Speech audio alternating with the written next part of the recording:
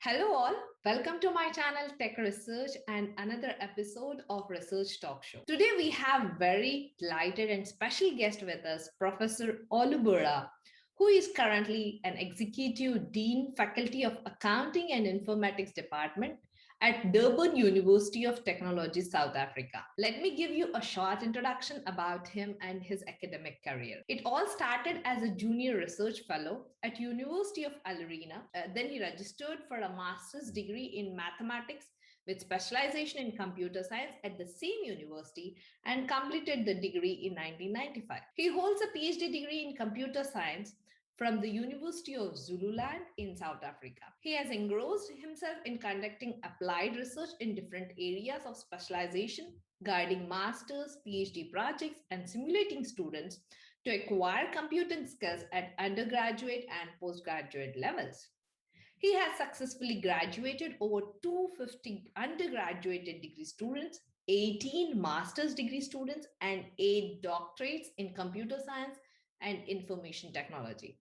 He has published more than 120 research papers in national and international journals, book chapters, books, as well as conference proceeding articles. He is holder of academic awards and scholarships, which include the name FIAF, the International Federation of Information Processing, sponsored by Microsoft Research Cambridge in 2007, and Meritorious Research Paper Award at International Conference on Machine Learning and Data Analysis, organized by IAENG, International Association of Engineers, San Francisco, USA, in 2012. Also, he is the reviewer of many reputable journals. So you can read more about him in the description given below. Without wasting time, let's start a discussion with Professor Olugbara about his overall research and academic experience. Hello, sir. Welcome to my channel, and thank you for your time. Yeah, thank you very much, Monica. I'm happy to be with you on this channel. So thank you very much for the invitation given to me. And I'm very excited this afternoon to be with you. Thank you very much. Yeah. So let's start our first discussion. Which was your most challenging situation in research and how you handled it? Well, thank you very much, Monica. I think usually in life, whatever you do, there will be challenges. But I just want to give you one because I have quite a number of them. But the one I want to give you is the one that I experienced when I was doing my doctoral qualification. So, and that one is the one I'd like to point to you this afternoon. So, and obviously, when you are excited and you want to do your PhD, and then you have ideas because you have studied from papers, and then you have to defend your proposal, and then just some few weeks before the proposal defense, you found that the proposal you have written, you might not be able to proceed with the research because of the lack of resources. So I was confronted with the inability to actually get resources. So that actually put a number of pressure on me. And then what I needed to do was I had just only 1 week to prepare, to defend. And then it's like I have to start all over again. So it was really very challenging. So through inspiration, I now made up my mind that I'm going to change the topic. So, and then within 1 week, I had to change the topic because I was very confident that I must defend my proposal and not shifted it. So I went to the internet and within 2 days, I was able to download more than 200 papers, articles. So I started, and less than 1 week, I was able to put something together. And then I went for my presentation and I came out successful. So it was really very challenging, but within a very short time, I was able to manage the situation. That's amazing. I mean, it's like very much difficult when you go with we hear many of the times like research challenges and how you have to cope up with the research. But this is something very different what we are hearing from you, definitely, and it will give you it will give lot of people a challenge like, okay, even if you are placed in situation where you have to change the proposal, come on, come up, prepare yourself, but never give up. So that's a very good point you mentioned here, and it will definitely help many of the viewers who are watching this video that, okay, whatever life throws at you, just be prepared and have a solution for it. That's amazing. Yeah. Yeah. So, Thank you very much. yeah. So the next question is, what is your good and bad experience while pursuing PhD? If any Yeah, of I the think things if you can yeah, relate. yeah, thank you very much. I think let me start with the good one because I love good stories more than the bad ones. I put the bad behind me, but I think the good story about the good experience about my research is that God guided me throughout, like the story I gave you in the morning before now. So God actually guided me throughout the journey. So he provided me with ideas, good ideas. So idea comes from God. Then he also gave me good health. So I had good health. And throughout my period, I never fall sick for once. So I never went to hospital. So God actually gave me that, and I appreciate. Then I also have peace throughout my doctoral, program. There was peace for me. There was joy. There was happiness. I was doing my work without much problem. There was no tension on me. There was no financial stress. For me, I think it's God who really helped me in that area. But my bad experience when I was pursuing my doctoral study was when I had some misunderstanding with a group of colleagues in the same university. Mhm. And I never like to talk about that experience anyway, because it was a horrible experience and it affected my relationship with my supervisor. For a doctoral qualification or research, it's a relationship between you and your supervisor. So if you don't have good experience, relationship with your supervisor, it can actually affect you. So that affected my relationship with my supervisor up to this moment. So I just have to say it, but that's the truth. So I didn't like that experience. Yeah. Yeah, yeah, yeah. That's a good point you mentioned, because many a times we always been some or other experiences which are very bad and we don't like to speak up. But that's good. Like you mentioned here a point, like okay, it's okay to have bad experiences. You just push it your back. Come, just stay focused with your good experiences. Come on, get on to the next stage of the Yeah. going ahead in life. Yeah, that's cool strategy. Yeah. So next point is, what is the important learning point while pursuing research or PhD? Yeah, thank you very much, Monica. I think I've just come to realize when pursuing PhD or when you do research, for me, three important skills stand out very clearly for me. When you pursue research or you do PhD, the first thing that comes to my mind is that you acquire three important skills. And those skills are very important because one, the first skill you acquire is reading skill. You should be able to learn how to read. That's very important. And then the second one is the writing skill. So the way you write for doctoral qualification is completely different. Mhm. You might be a journalist, you write very well, but when it comes to academic or research, the writing pattern is very different, and the skill you acquire to write it stands out very clearly for me. And the third and most important skill is problem solving, because for a doctoral research or for research generally, the ability to solve problems, it could be anywhere, very difficult problem. So there are quite a number of skills that you learn when you do research, and those three skills, reading, you should be able to read very well, you should be able to write very well, and then you should be able to solve problems.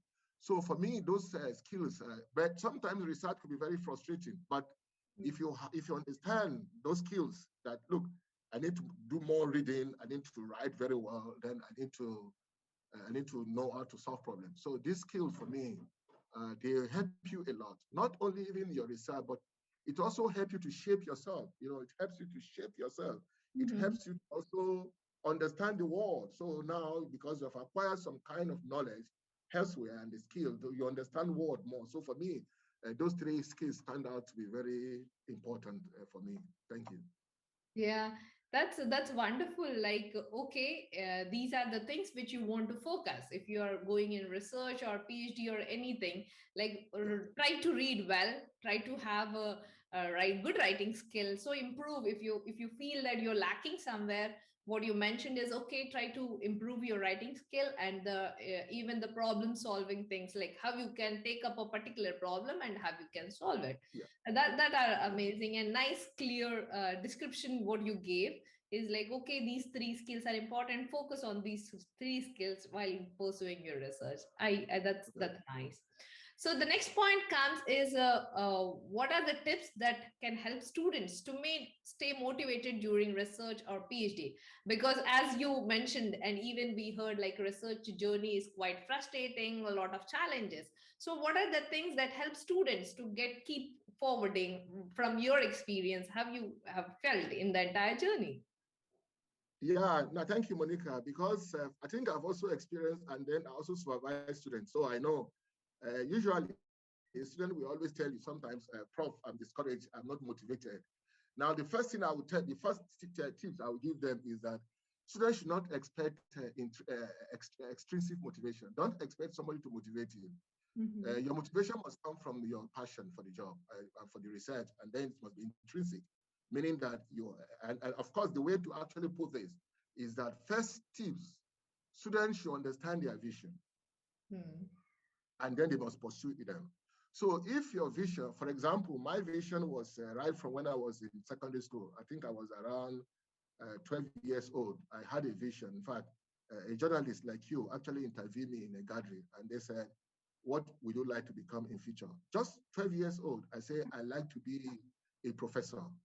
And then I like to travel all over the world and help people. So Mm-hmm. I just 12 years old.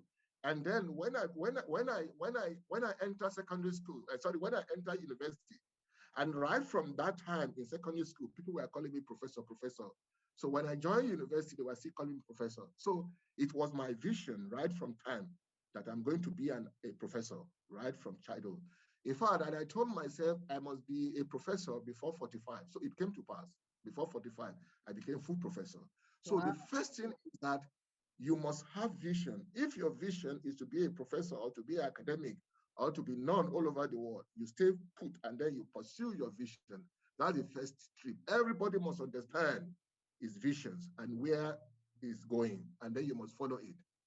Then they should also live the life of, they should not live the life of desire. I used to tell my wife would say, I desire to be. I said, no, don't desire to be anything. It's not good for someone to desire because sometimes you might desire something, you want it, you may not get it because you don't have the means.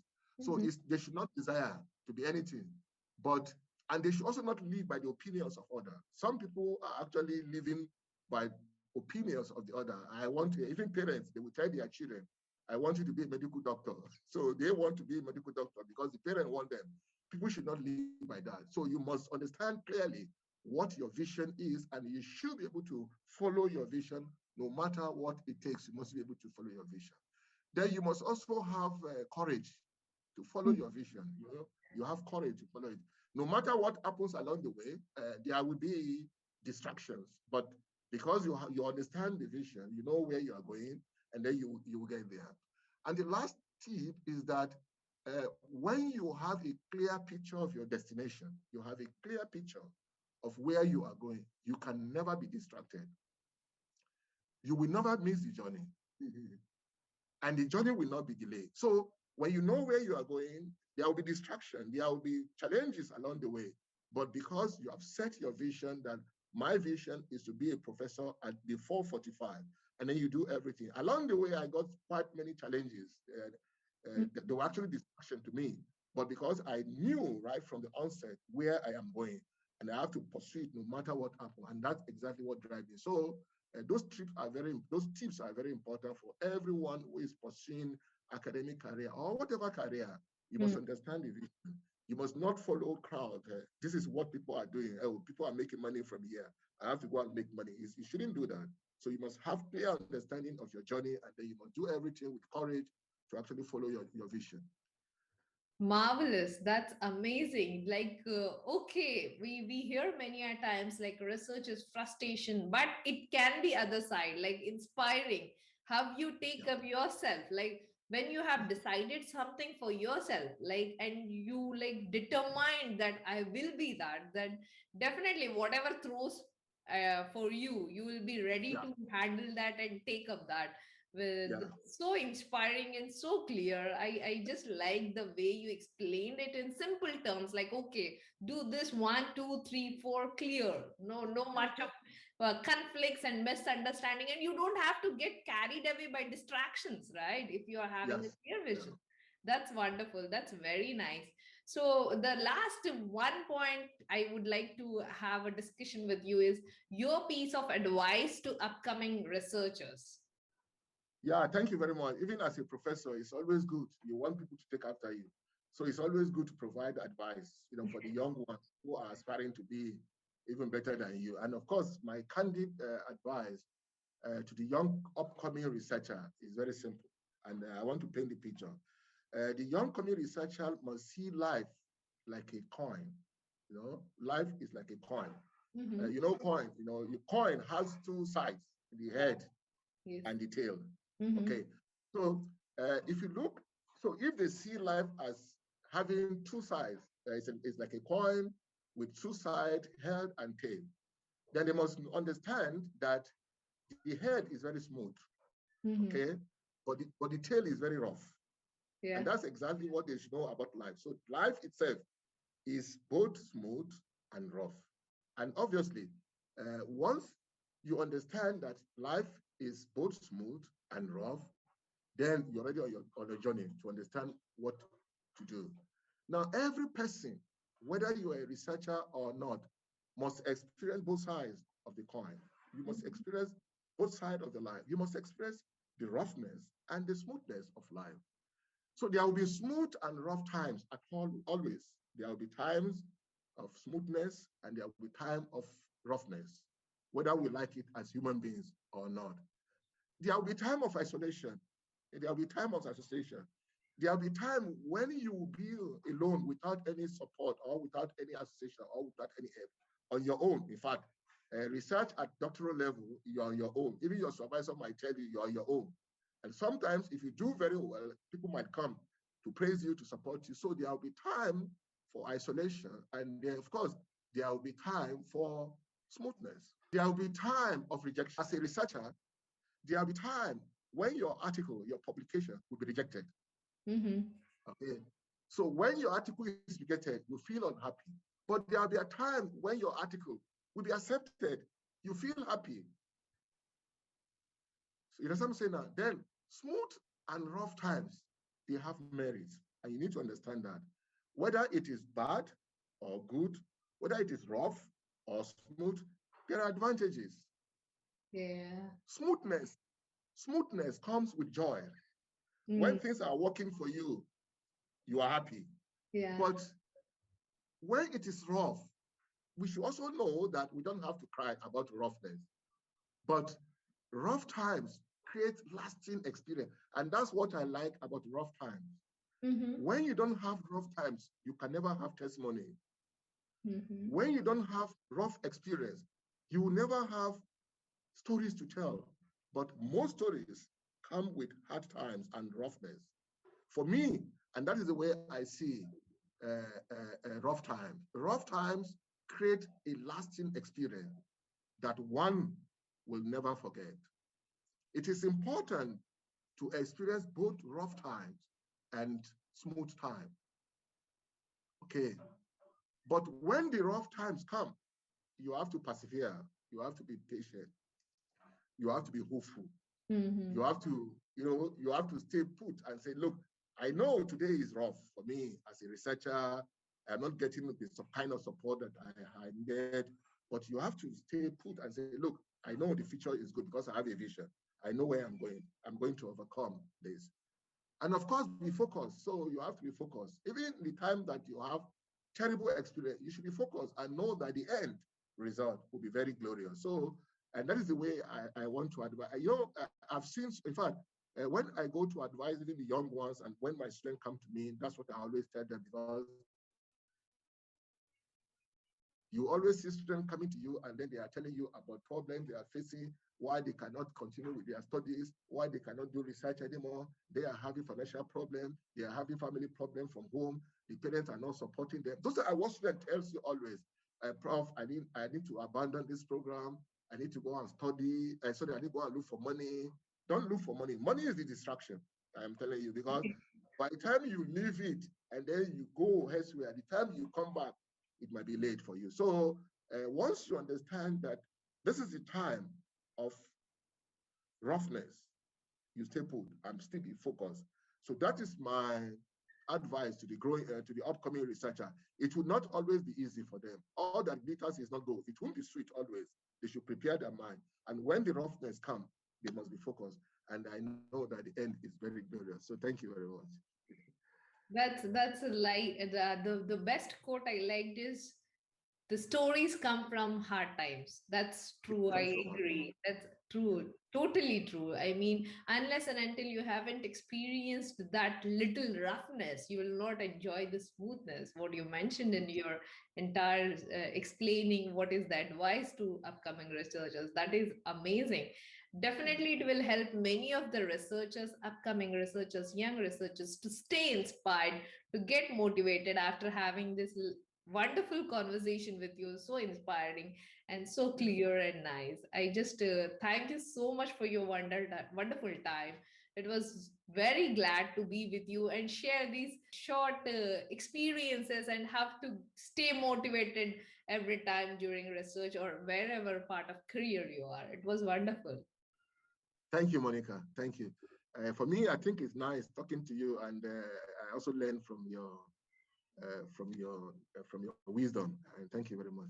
You are Yeah, such a nice, beautiful, always happy. You're always smiling, always happy. So thank yeah, you very much. I yeah. Thank enjoyed you. talking to you. Thank Thank you. you. Bye. Have a nice Bye day. bye. Bye bye. Bye bye.